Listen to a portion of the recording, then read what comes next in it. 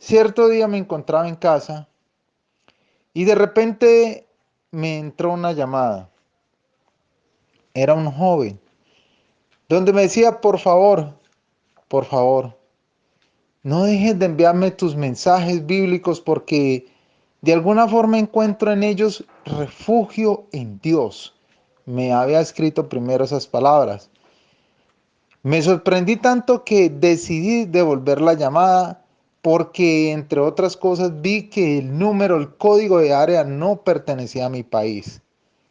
De modo que a este joven le devolví la llamada. Y de modo que este joven me responde y lo saludo, le digo, bueno, ¿y cómo sabes que yo envío mensajes bíblicos? Me dice, porque yo los veo y los leo. Yo los veo y los leo. De modo que me llamó mucho la atención porque me refugio en ello y la verdad encuentro paz en los mensajes. Entonces yo le contesté, y bueno, y no hay ningún problema, claro, si Dios me lo permite lo seguiré haciendo. Entonces este joven, decidido a que yo le siguiera en el nombre del Señor Jesucristo enviándole la palabra, vuelvo y le hago otra pregunta. Bueno, pero me gustaría saber el por qué es tu interés. Dice, porque voy viajando me encuentro en el país de Costa Rica y voy en una larga travesía para llegar hasta México. Y de México pasarme por el río Bravo a las fronteras con Estados Unidos. Y pues eso es lo que deseo. Bueno, yo en el momento lo único que tuve para decirle, y si me dices que te envíes los mensajes, confías en Dios. Y él me dice, claro, porque Dios es el único que puede hacer cosas grandes. Y yo le digo, bueno, entonces, si vas a confiar en Dios, yo te voy a dar unas recomendaciones. ¿Por qué no hacemos algo? Yo sé que mi Dios no necesita de que tú vayas por ese río, que atravieses ese río porque la verdad han contado cosas muy desafortunadas para muchos viajeros. Entonces, para no nombrarlas, pero ha sido algo muy triste las historias que cuentan de muchas personas que no han, que ni siquiera pudieron atravesar esa frontera. Entonces le dije, vea, ¿por qué no probamos el poder de Dios? Dale la oportunidad a Dios de que Dios no tiene necesidad de que vayas a atravesarse ese río. Si quieres, ve a la frontera y si quieres, vamos a orar tú y yo en las madrugadas. Le di un par de salmos, le dije, por favor, levántate, sean 10, 20 o 30 minutos, dedícaselos al Señor. Demuéstrale y dile que estás interesado en que Él te ayude. Y de alguna forma yo también oraré por ti.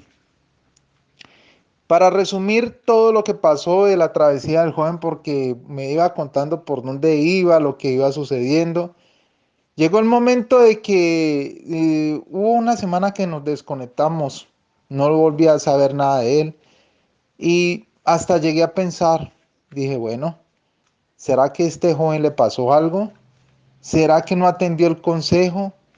¿Y será que no hizo caso de que Dios tenía el poder de pasarlo al otro lado?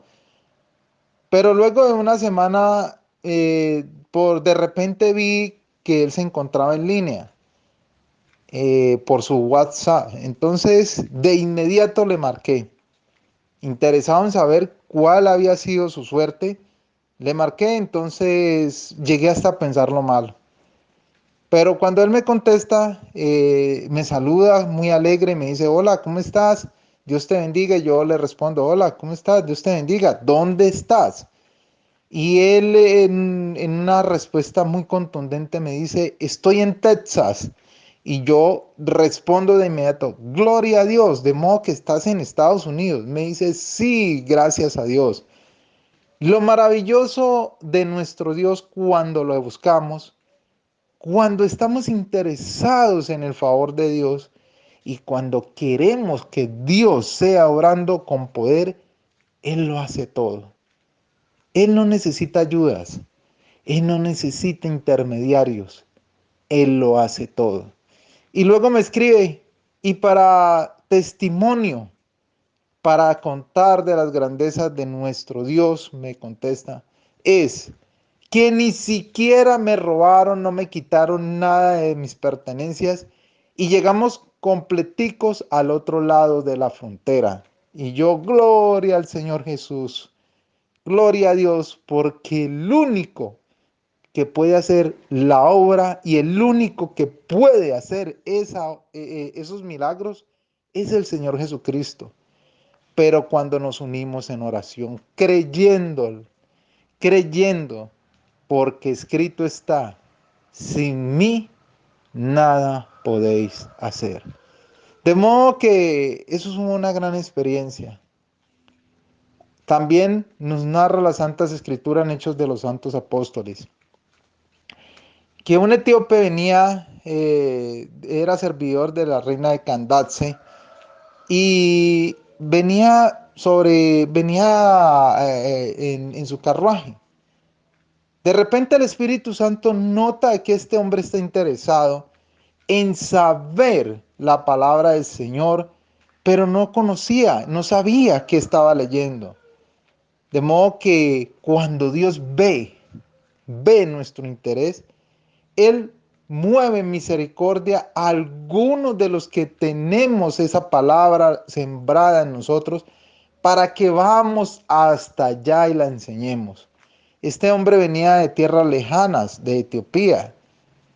Entonces el Espíritu mueve a Felipe y le dice, ve al camino y encuéntrate con el etíope para que le expliques, para que por favor seas la luz en medio de esas tinieblas. De modo que Felipe llegó al lado de donde estaba este hombre y le dice, ¿y sabes lo que lees? Y él responde, pues no sé, porque no hay quien me lo explique.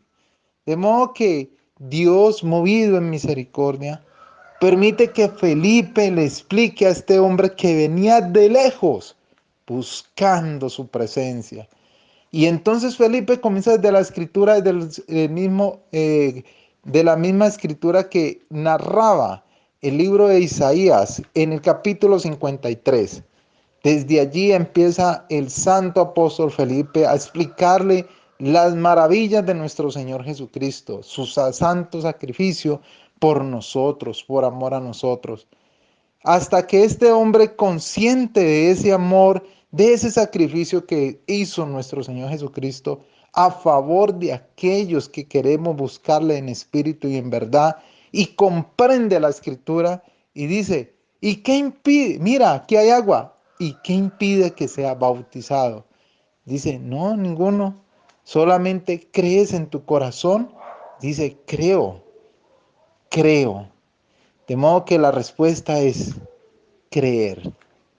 Eso es, creer, creer que Dios lo puede hacer. Amén.